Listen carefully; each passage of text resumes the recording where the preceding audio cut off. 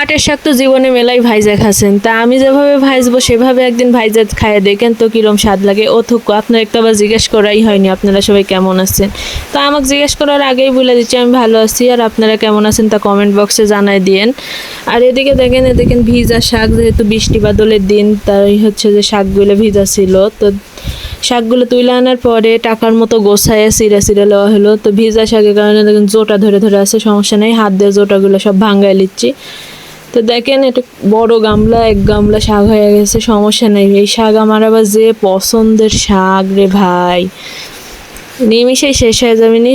আর এদিকে দেখেন পেঁয়াজ মরিচ রেডি করে নিচ্ছি, ডাল সিদ্ধ দিচ্ছি। তো ডালগুলো পেঁয়াজ মরিচ লবণ দিয়ে ভালোভাবে সিদ্ধ করে নিব। তো হালকা হালকা সিদ্ধ হয়ে আসলে এই জায়গায় শাকগুলো ঢাইলে দিব, দিয়ে আড়াই নিব। এভাবে কেউ কি কোনোদিন খাসেন? খাইলে অবশ্যই কমেন্টে জানাই দিয়েন। মনে করেন না এই পানিতে আবার সিদ্ধ হয়ে যাবে নি, তো শাক যেহেতু সিদ্ধ করা লাগবে যার কারণে আবার পানি দেওয়া লাগবে। তো দেখেন ডাবু দিয়ে এক ডাবু পানি দিয়ে দিন, দিয়ে এই শাকটা ভালোভাবে সিদ্ধ করে দেওয়া লাগবে, আর মেলাক্ষণ ধরে এটা ভাজা লাগবে। আপনারা অনেকেই জানেন যে এই পাটের শাক হচ্ছে অনেকটাই পিচ্ছিলাকা, তো এই পিছলাটা অবশ্যই কাটাই লওয়া লাগবে, যার কারণে ঘন ঘন লাড়া লাগবে, হালকা আছে। তো সিদ্ধ হয়ে গেলে এ জায়গাতে আমি তেলের দেওয়ার লেগে পেঁয়াজগুলো হালকা বাদামি রঙ করে ভাজে লিছিলি, এটি পাঁচফোড়ন দিয়ে দিছিল।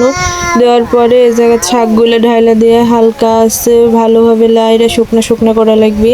তো দেখেন শুকনো শুকনো হয়ে গেলে নামাই লওয়া লাগবে। আর এটা খাইতে যা স্বাদ রে ভাই, খালি মুখে খাইলে তো মনে হয় আরও খাই।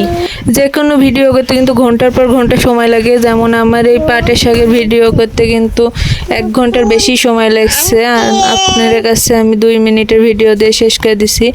এই মিনি ব্লগ দিয়ে আজকে ভিডিও শেষ করলাম। ধন্যবাদ সবাইকে।